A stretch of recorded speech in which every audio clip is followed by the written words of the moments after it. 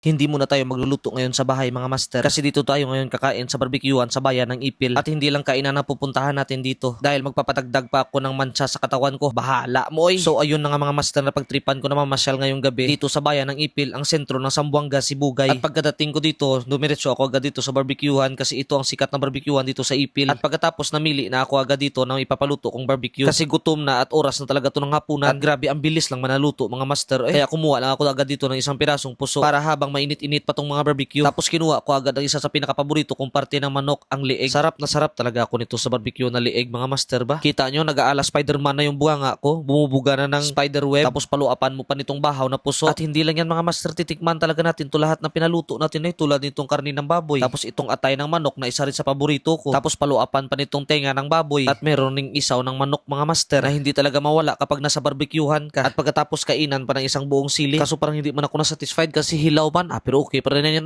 bahala mo Tapos kumutan dayon og bahaw og idritso sa baba. At pagkatapos kung kumain mga master, dumiretso na ako dito sa munisipyo ng bayan ng Ipil dahil sa malapit na ang araw ng Ipil. Maraming mga kiosk ngayon dito mga master na halos puro kainan. Sabi ko nga sana dito na lang ako kumain kasi ang dami din palang kainan dito. Meron din mga barbecue at meron din mga snack kung ayaw mong kumain ng kanin. At ito pala ang munisipyo ng bayan ng Ipil mga master. At nung parang lumakas man ang ulan, sabi ko magpapasilong muna ako dito. Kaso parang dumiretso muna ako upo, tapos dito si Uncle siniban agad yung kilikili ko. Kaya pinadrawingan ko na lang sa kanya kasi sabi ko saya rin ang paglinis mo na hindi mo yan drawingan. At ang bilis lang naman to natapos mga master dahil salitang Gaudencio lang naman ang pinalagay ko dito mga master. At sana sa susunod madagdagan pa to mga master. At pagkatapos umuwi na rin ako dito mga master. Bahala mo